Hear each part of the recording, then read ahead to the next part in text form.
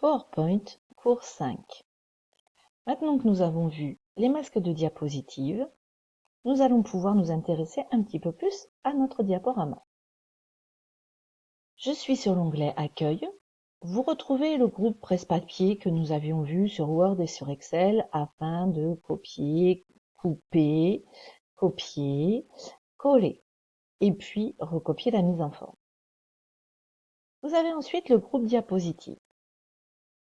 Ce groupe diapositive comprend une nouvelle diapositive que nous avons déjà vue, qui nous permet de choisir un nouveau mode de diapositive, réutiliser une diapositive qui est exactement l'équivalent de copier-coller, disposition qui nous permet, par exemple, je prends ma diapositive numéro 2, avec disposition, je peux décider de l'afficher avec deux contenus. Hop, voilà, c'est très simple. Vous voyez, avec 365, on nous a donné des modèles de conception. C'est très sympa et ça fait de très jolies présentations. Pour l'instant, je ne les utiliserai pas. Je peux donc rétablir, nous l'avons déjà vu, section, c'est pour créer une nouvelle section dans mon diaporama, c'est lorsque les diaporamas sont très longs. Maintenant, je vais m'intéresser au contenu de ma diapositive. Vous voyez que si je suis en dehors des zones, toute cette partie-là, police, paragraphe, dessin, ne s'affiche pas. Ah, eh bien, comme sur Word ou comme sur Excel, pour les activer, je dois cliquer sur mon texte. Lorsque je clique sur mon texte, vous voyez qu'une petite zone de texte apparaît. C'est exactement la même chose que la zone de texte que nous avons étudiée sur Word. On peut la réduire, on peut l'augmenter, on peut la faire tourner. Je reviens en arrière. Je reviens à nouveau en arrière de manière à revenir à mon modèle précédent. Vous vous souvenez, revenir en arrière, c'est la petite flèche retour en arrière. Vous l'activez autant de fois que vous souhaitez revenir sur vos travaux. Donc, je suis ici sur mon texte, je le sélectionne et donc on peut mettre en gras, en italique, rien de plus, rien de moins que ce que vous avez déjà vu sur Word. Si peut-être l'espacement des caractères. Cela nous permet de rapprocher nos caractères si on veut tout mettre sur une ligne. Attention, je vous rappelle que c'est un visuel.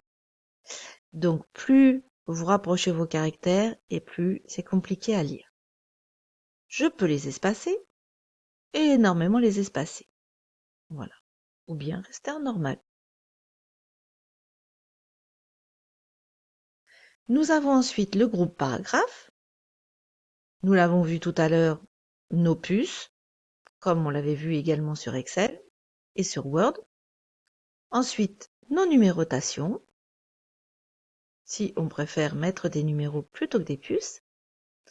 La possibilité de retirer un petit peu le texte, c'est-à-dire de passer au niveau en dessous ou au niveau au-dessus.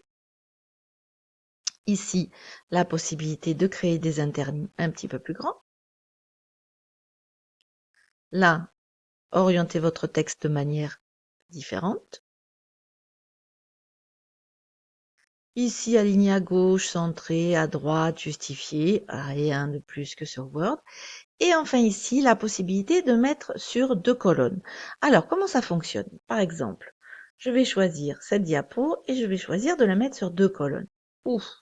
Le problème, c'est que là, je suis toujours sur une colonne. Eh bien oui, il faut que je réduise ma diapositive de manière à pouvoir faire passer le reste de mon texte de l'autre côté de ma colonne.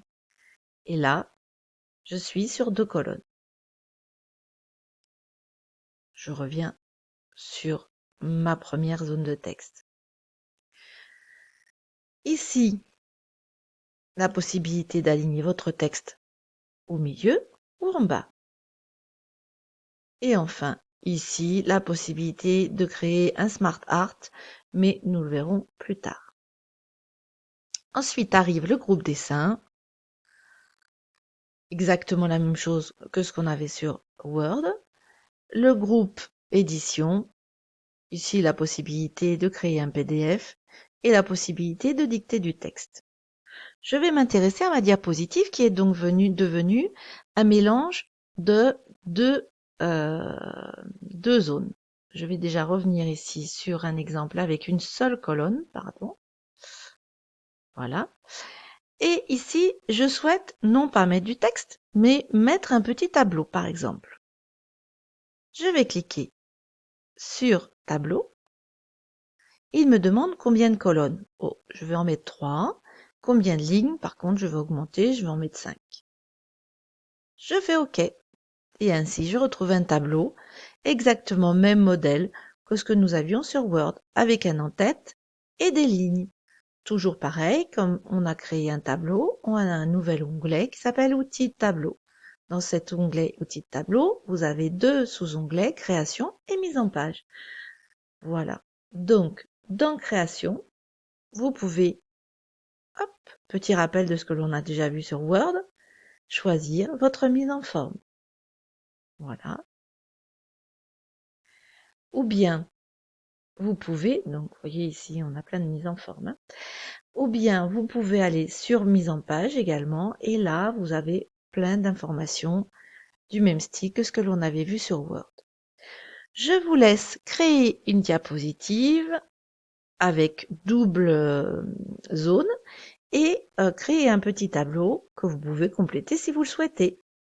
Voilà, cela pourrait très bien être une diapositive qui explique que c'est le planning et un exemple de planning de salle.